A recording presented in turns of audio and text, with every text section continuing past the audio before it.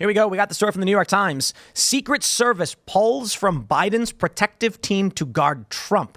This is weird. In the aftermath of an assassination attempt last month, the agency has shifted members of Biden's protective team to the Trump campaign. So, just quick question. Could it be that one of these agents was the lady who decided to leave her post without notice to breastfeed in a room, like a closed Secret Service room? Did you guys hear about that? Yeah, that was ridiculous. But I thought that was somebody who was already assigned to Trump. I know, I'm kidding, but like, no wonder Trump needs extra security if this is what the Secret Service has to offer. And why would Biden? He doesn't leave the bed anymore.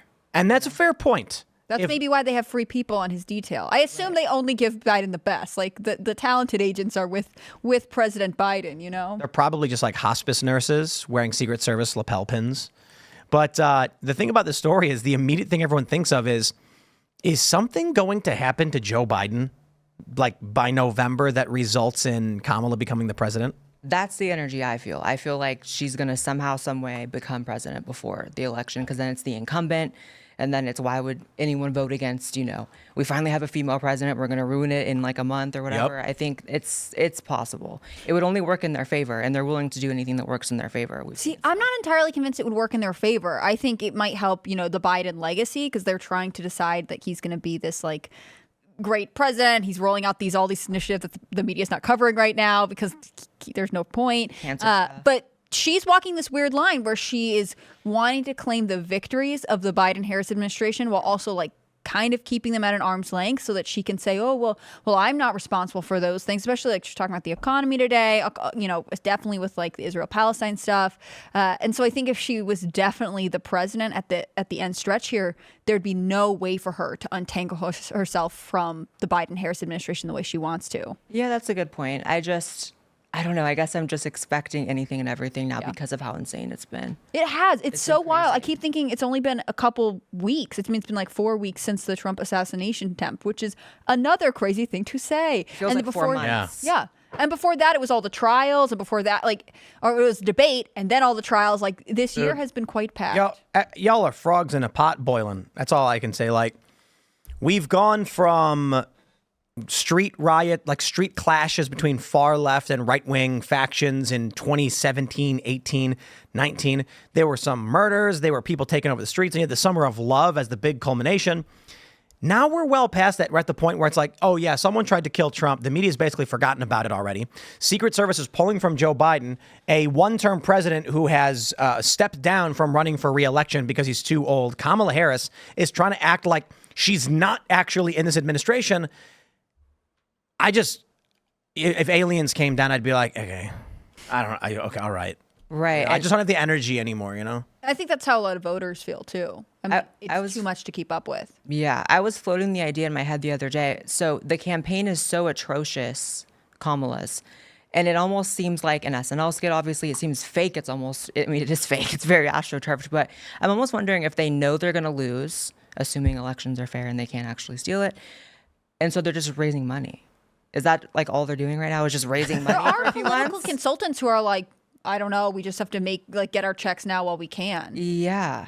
I don't know. That's what it feels like to me, but also that's hinging on the idea that the elections are fair, which all this is for nothing, even the discussion of all of it, if they're not. So no, I think it hinges on the idea that, people are self-serving. Yeah. I think there are people who are in politics and probably any career where they don't actually care about like the values or the outcome. They're there to make money, to have influence, and then move on to the next thing. I'm sure there's a ton of political strategists who are like, oh, sure, Kamala, we really think you're great and first female, whatever. But actually, this is just a stepping stone in their career. Yeah. So someone's asking if I'm burnt out. No. What I'm saying is I don't have the energy. It's everything has happened. Like someone shot Trump in the head. It went through his ear. Okay. But that counts as his head. And they were trying to put it inside of his head. I don't know what else you could at this point. What crazy thing could happen? And then we're trying to figure out what the news is today, and we're like, oh, the SCOTUS thing is really big. And then I see the New York Times Secret Service pulled from Joe Biden, and it's like I'm hoping, who was it mentioning? Blaire, you mentioned this that he's just sleeping. So maybe the reason they're pulling the Secret Service is because they just got hospice nurses down there now, and no one really cares. What's the need? Yeah. What's the need? Well, or they're setting it up so that when Biden something happens, then they can say, we were unable to get to Joe Biden in a timely fashion to save his life because we were too busy protecting Donald Trump. And Donald Trump was insisting on doing outdoor rallies when we told him he should not. And then they'd make it his fault. Have you seen the reports that they're going to use bulletproof glass to protect Right. Trump at these outdoor rallies? I actually think that's really fascinating because on the one hand, yes, I do think Trump needs better protection. I think obviously what happened in July is a huge failure on the Secret Service part. On the other hand, they're going to put him in a dome on an outdoor stage to make him look like Pope-mobile. some kind of Zoom, like the Pope mobile? Because Yeah, that made the Pope-mobile. Pope look so relatable, right? People felt like he was just a normal person. I mean, I really do think that's interesting that like in the guise of saying like, we're doing this for you to protect you, they're actually kind of putting walls between Trump and his supporters. Well, In a way, though, I mean, it would be working in his favor in the sense if he can throw really huge rallies again. I mean, when he's allowed to do these outdoor ones, it's thousands of people. yeah, but those are just people who already like him. Right. The rally stuff doesn't even matter that much. I mean, this is the thing that I think, I don't know, look, I'm not, Trump brought in Corey Lewandowski, and that's great, but Donald Trump doing rallies, and everyone's showing these huge lines, and it's just like, right, who's willing to stand in line for Donald Trump but a Trump supporter? Where can Trump go to actually get new fans? I mean, it's good that he's on X, I guess, but we'll see. I mean, you're in Austin, right? Well, yeah. And I will say this, I think that Trump is both the least radioactive he's been all 3 election cycles since he, entered politics.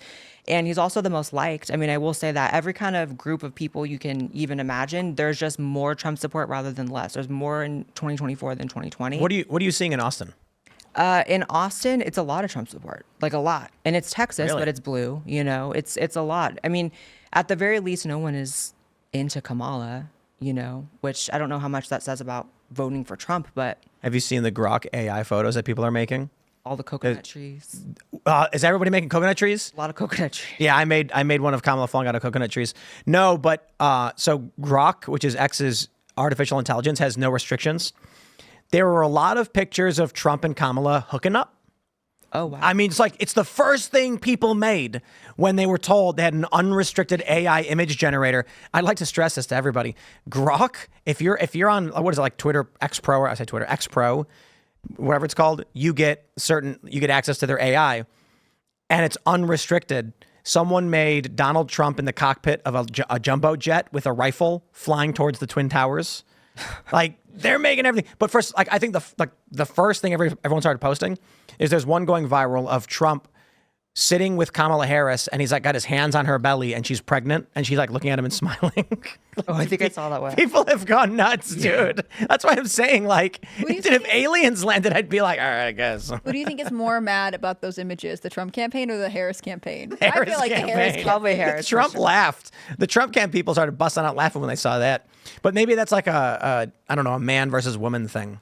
I like that they're leaning more into like fun and meme culture. Obviously, that was a huge factor in 2016. And I think of like the Elon video, the AI video of them dancing and just having more fun with it. And we were talking about earlier, I think that he is actually being seen as the joy candidate, despite the labeling of the other side being the joy campaign by Gen Z. I think Gen Z is super pro-Trump right now, which is new because in 2020 and 2016, young people didn't like Trump at all, like at all.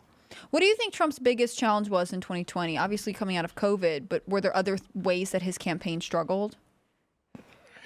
I mean, I don't know. It's hard to say. I'm also heavily biased. Like I was in 2020 just begging the universe for Trump to win. I was living in LA under COVID lockdowns. All I could think about was just vote for Trump, vote for Trump.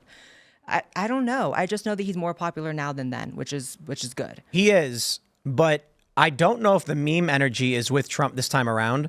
Trump posted that, you see the Elon Trump doing Staying Alive that he posted? Yeah, I think that's cringe. That's just me. And Madonna posted in 2016 the Hillary Clinton girls video. Do you remember that one? Madonna posted a video of a cartoon of her and Hillary Clinton dancing together. And I know that they didn't have AI back then, so that was the best they could do. And so then Donald Trump's posting this, like him and Elon Musk dancing to Staying Alive. To be fair, the models for the actual dance they're dancing really well. That's fantastic. Yeah. And then they put Trump and Elon over it. And I'm like, I don't know if that's the meme energy you want. Because it's like, it's Hillary Clinton level energy. And dude, a bunch of Trump supporters got so mad at me for saying that. And I'm like, I don't care. Dude, Hillary Clinton or Madonna did that with Hillary Clinton. It didn't work out for her. I don't care if you think it's funny or not funny. It's like a boomer meme, I guess. And then you've got Kamala Harris with the coconut tree meme. And here's the warning, man.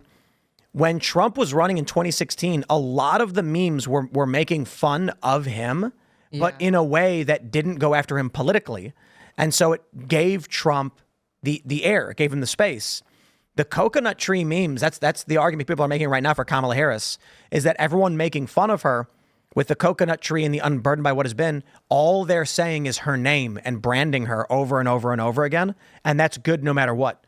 Now, if the memes were like, Kamala on her knees for Willie Brown or something, that could get really bad for her. That's why Trump would brand the other candidates like Lil Marco and Lion Ted. But right now, it's Kamala Harris being a goofball. It's like she's silly, she's laughing, and she's goofy.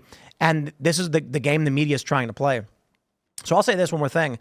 Donald Trump's doing these rallies, and he's doing these press conferences where he's basically preaching to the choir. And the media then takes everything and lies about it to everybody else. I don't know what he's doing or what his plans are. I mean, it's literally like, I don't know what his plans are. I'm hoping he has some to reach out to new people.